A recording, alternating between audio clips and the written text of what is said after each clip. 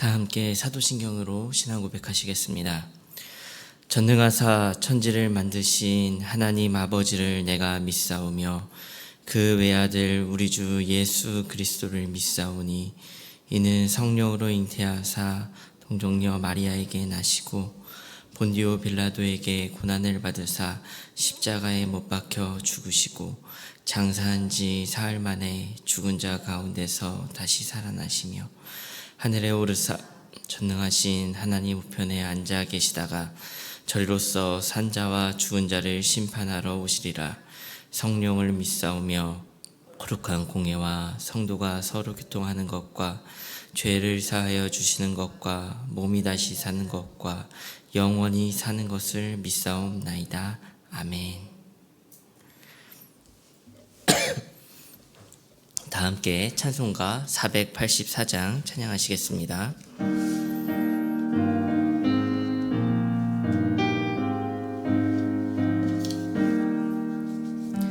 내 맘에 주여 소망되소서. 주 없이 모든 일 헛되어라. 밤에나 낮에나 주님 생각, 잘 때나 깰 때 함께 하소서. 지혜의 주여 말씀하로서 언제나 내 안에 계십소서. 주는 내 아버지 나는 아들. 주 안에 내가 늘 함께하네. 세상의 영광 나 안 보여도 언제나 주님은 나의 기여. 주님만 내 맘에 계시오니 영원한 주님 참 귀하셔라. 영원한 주님 내 승리의 주. 하늘의 기쁨을 주옵소서. 어떠한 고난이 닥쳐와도 만유의 주여 소망되소서.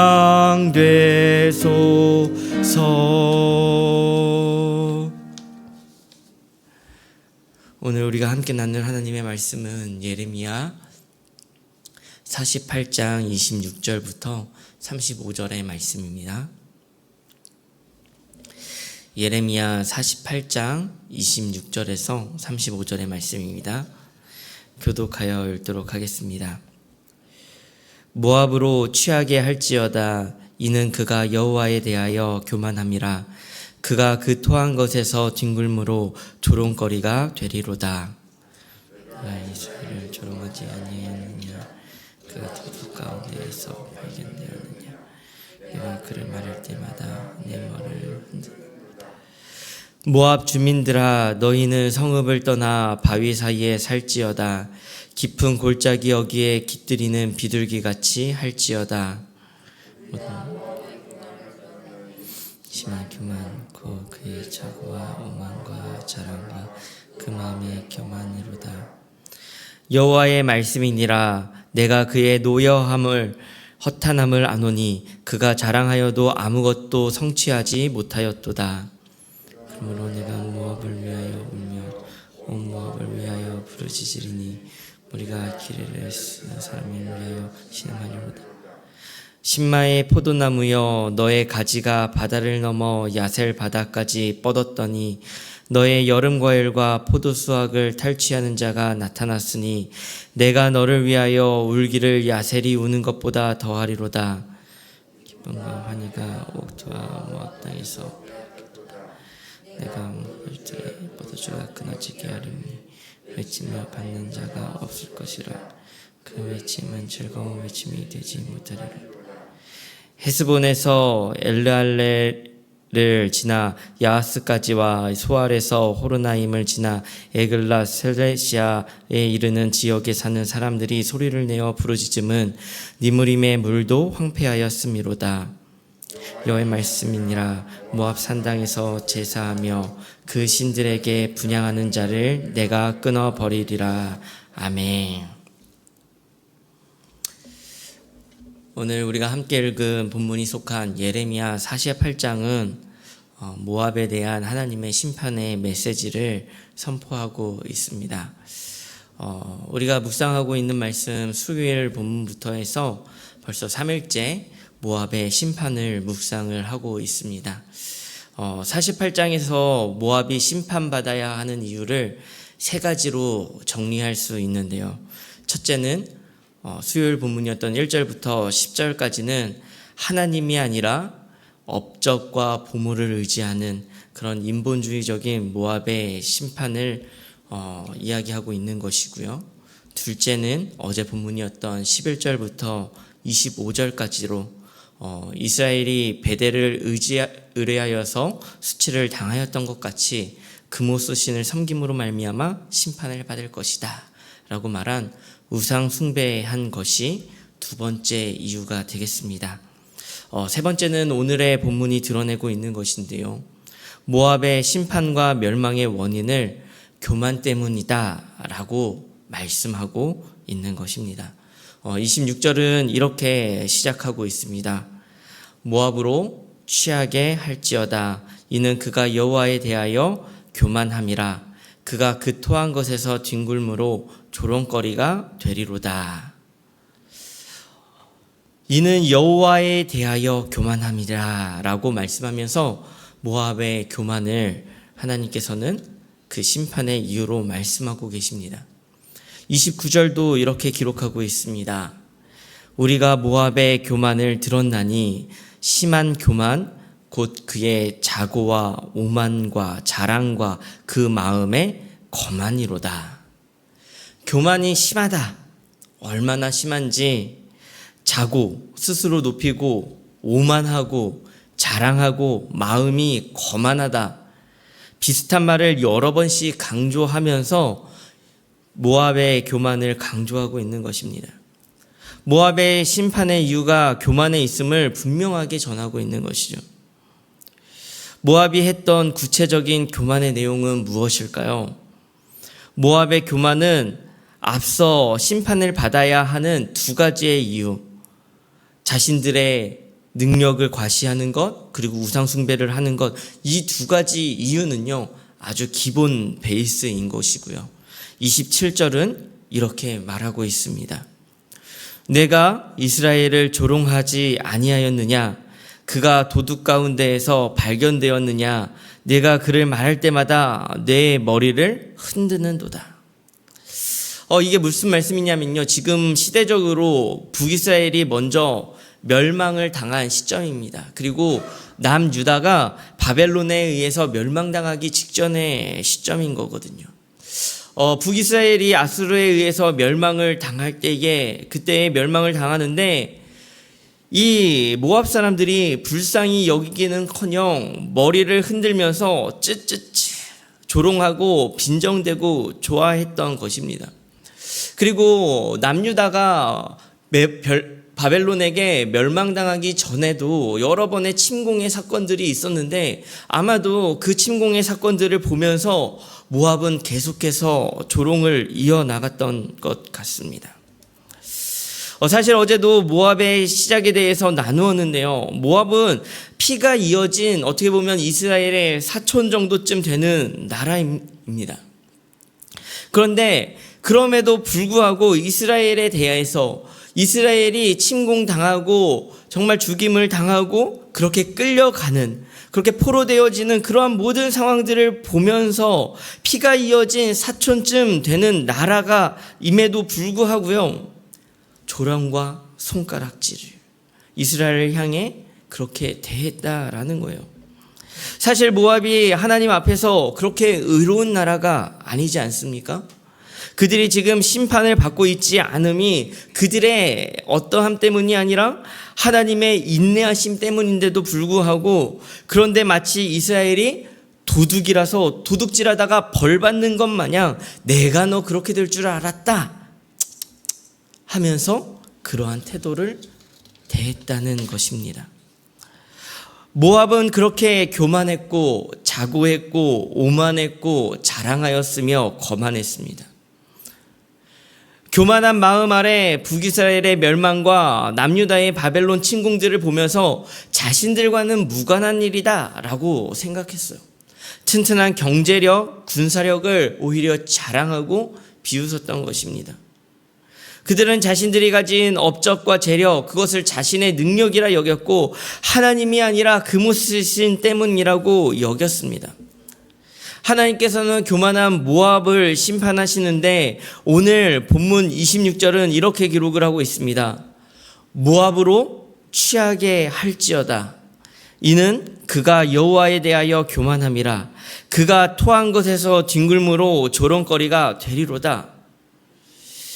모압으로 취하게 할지어다 라는 명령으로 시작을 하는 것입니다. 취하게 한다. 이것이 무엇에 취한다는 것일까요? 그것은요, 그들이 정말로 술에 취한다는 것이 아니라 하나님의 진노의 잔에 취한다라는 겁니다. 성경은 어떠한 한계를 넘어서 죄를 짓는 자들을 향해 그들을 심판할 때에 하나님의 진노의 잔을 마신 그런 취한 사람으로 비유하기도 합니다. 예를 들어 이사야서 19장 14절을 본다면 이렇게 기록을 하고 있습니다. 여호와께서 그 가운데에 어지러운 마음을 섞으셨으므로 그들이 애굽을 매사에 잘못하게 함이 취한 자가 토하면서 비틀거림 같게 하였으니 하나님께서 애굽을 심판하실 때에 취해서 비틀거리며 제대로 된 길을 갈 수 없는 사람에 빗대어 말씀하시는 것입니다. 들어보셨는지 모르겠지만 술을 먹으니 술이 나를 먹는다. 술이 나를 먹는다. 이런 말을 하죠. 왜 그렇게 이야기를 합니까? 내가 비록 술을 먹을지라도 술이 나를 끌고 다닌다는 것이죠. 술을 먹으면 나의 의지의 끈이 느슨해지고 심하면 끊어져 버리는 것이에요. 나의 의지는 작아지고 술의 의지가 커지는 것이죠. 그러나 술을 먹고 한 행동이 내가 한 행동이 아닌 걸까요? 그렇지 않죠. 피름이 끊겼다고 내가 한 일이 사라지겠습니까? 아니죠. 술이 깬 후에 부끄러움은 누구의 몫입니까? 술의 몫인가요? 아닙니다. 술을 마신 자신의 몫입니다. 드라마나 우리의 현실에서도 수시로 다 기억하면서 기억 못한다고 필름이 끊겼다고 거짓말하는 장면들이 자주 나오지 않습니까? 모압으로 취하게 하라라는 말은 모압이 지금까지 교만했고 오만하게 자신을 자랑했다면 하나님께서 이제 그 교만을 꺾으시겠다는 것이에요.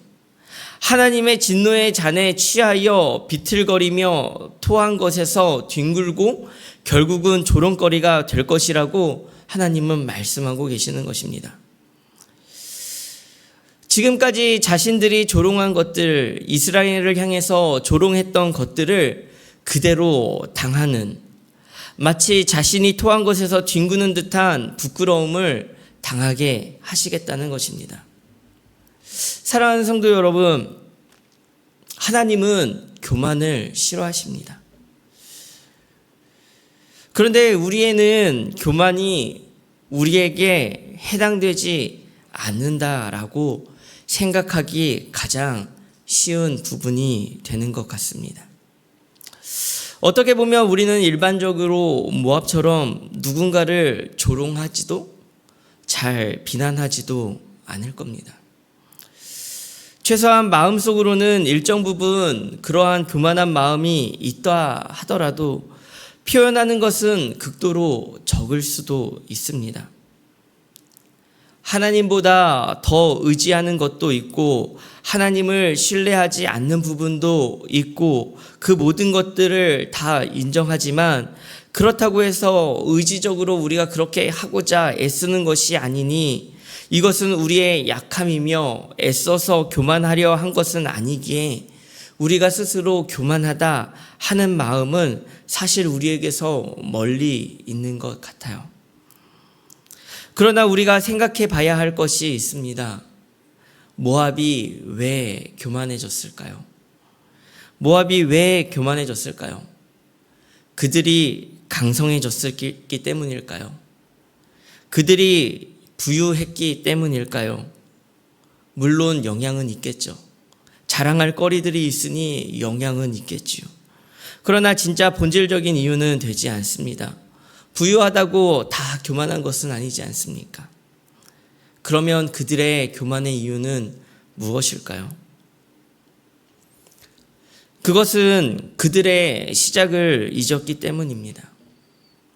모압은 시작을 잊은 나라였습니다. 어제 모압의 정체성에 대해 나누었는데요. 모압의 시작이 어디입니까? 그들의 시작은 사실 소돔과 고모라 아닙니까?